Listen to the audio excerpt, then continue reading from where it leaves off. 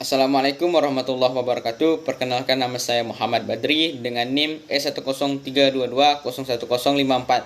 Saya dari Prodi Ilmu Pemerintahan, Fakultas Ilmu Sosial dan Politik, Universitas Tanjung Pura, Pontianak. Di sini saya akan mempresentasikan tentang pengetahuan ilmiah dalam filsafat ilmu.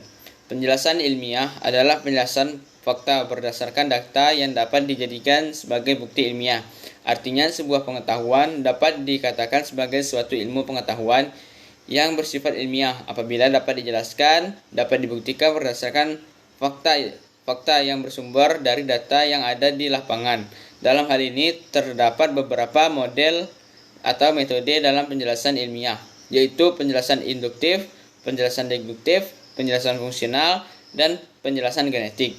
Yang dimaksud dengan penjelasan induktif adalah penjelasan suatu gejala berdasarkan fakta untuk menghasilkan sebuah premis yang bersifat peluang atau kemungkinan. Artinya, penjelasan yang didasarkan kepada data dan fakta ketika suatu fenomena, misalnya menganalisis berdasarkan data yang ada. Kemudian dari situ kita simpulkan menjadi sebuah premis. Jadi, analisisnya itu beranjak dari data secara umum, kemudian disimpulkan untuk dijadikan sebuah premis yang bersifat teoritis. Selanjutnya, penjelasan deduktif. Yang dimaksud dengan penjelasan deduktif itu adalah penjelasan suatu gejala dengan menarik kesimpulan secara logis dari premis-premis yang telah didapatkan sebelumnya. Jadi, model analisis secara deduktif ini merupakan kebalikan dari induktif. Kalau induktif itu beranjak dari data, sedangkan deduktif itu beranjak dari teori. Maksudnya adalah, kalau induktif tadi dari data yang ada, kemudian disimpulkan menjadi sebuah premis yang bersifat teoritis. Sementara deduktif itu dari yang ada, kemudian teori itu dikaitkan dengan data, atau data itu dilihat secara teoritis. Kemudian disimpulkan bahwa secara logis menjadi sebuah premis.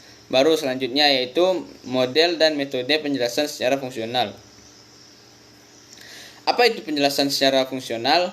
Secara fungsional, penjelasan yang meletakkan sebuah unsur dalam kaitannya dengan sistem secara keseluruhan yang mempunyai karakteristik atau arah pengembangan tertentu. Dalam hal ini, analisis dilakukan berdasarkan teori yang sudah ada atau premis-premis yang sudah ada, kemudian diletakkan pada suatu objek atau aplikasi untuk biasanya berhubungan dengan ilmu terapan. Dilakukan sebuah pengembangan. Jadi teori itu dilihat bagaimana cara mengaplikasikannya kepada sebuah kegiatan atau objek berdasarkan teori-teori yang ada. Kemudian dicari kemungkinan untuk mengaplikasikannya. Bagaimana yang untuk mengembangkan misalnya ilmu pendidikan, ilmu kedokteran, dan ilmu-ilmu terapan lainnya. Selanjutnya, penjelasan genetik. Penjelasan genetik adalah penjelasan berdasarkan faktor-faktor yang timbul sebelumnya dalam menjelaskan gejala-gejala yang muncul. Kemudian bersifat kualitatif, maksudnya di sini adalah analisis dilakukan melihat faktor-faktor sebelumnya, ada sebuah ke depan atau menghubungkan suatu faktor lain dengan yang lainnya. Kesimpulan, biasanya penjelasan genetik ini berhubungan dengan fenomena-fenomena alam. Misalnya kita tahu api itu membakar air mengalir dari tempat tinggi ke tempat yang rendah. Faktor-faktor itu akan dikaji. Mengapa air itu jatuh ke bawah? Mengapa api itu membakar? Dan bukan sebuah teori, karena memang keadaan seperti itu. Jadi penjelasan genetik lebih kepada penjelasan sesuatu yang secara keseluruhan. Tempat dari metode atau model analisa itu bermula kepada kesimpulan yang mencari sebuah premis atau pernyataan ilmiah.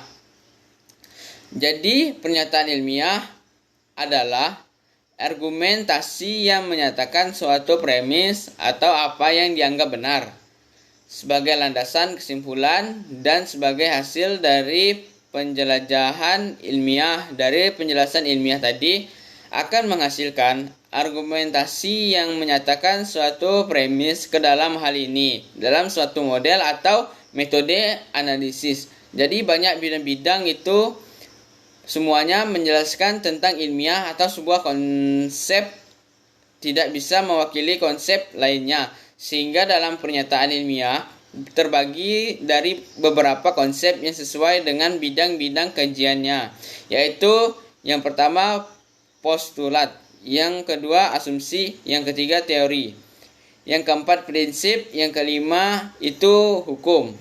Apa itu postulat? Yang dimaksud dengan postulat itu adalah pernyataan dasar yang menjadikan titik tolak pencarian, bukan definisi sementara.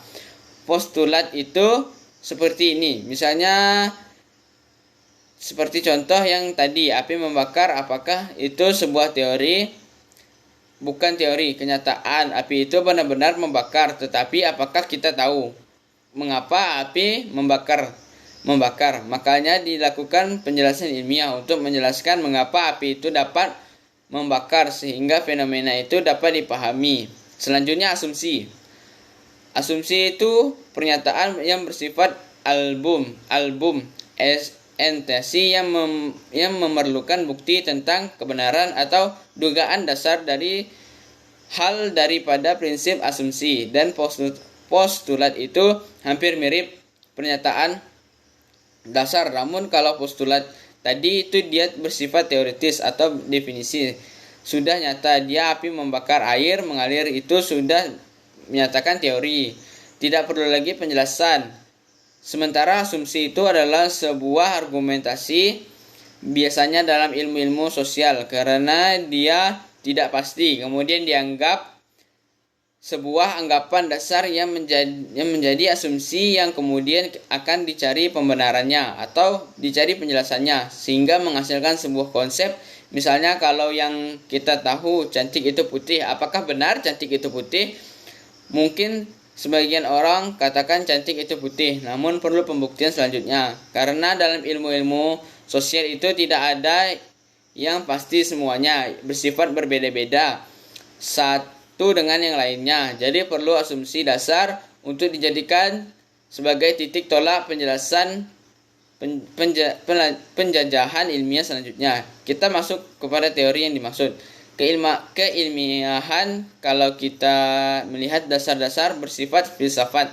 Pada pembahasan sebelumnya mungkin kita akan mengerti bahwa ada testis, kemudian ada testis yang pergolakan, kemudian menghasilkan sintesis, dan kemudian dia membentuk sebuah tesis baru. Artinya ada teori, kemudian teori itu dibantah menghasilkan teori, kemudian teori itu dibantah lagi menghasilkan kabar, sampai akhirnya dia menjadi absolut. Ide-ide tidak bisa dibantah lagi. Sosial ekonomi studi hanya menjadikan prinsip. Kalau dalam IPA atau ilmu pasti itu biasanya menjadi hukum. Sekarang sekian yang bisa saya sampaikan, kurang lebihnya saya mohon maaf. Akhirul kalam, wassalamualaikum warahmatullahi wabarakatuh.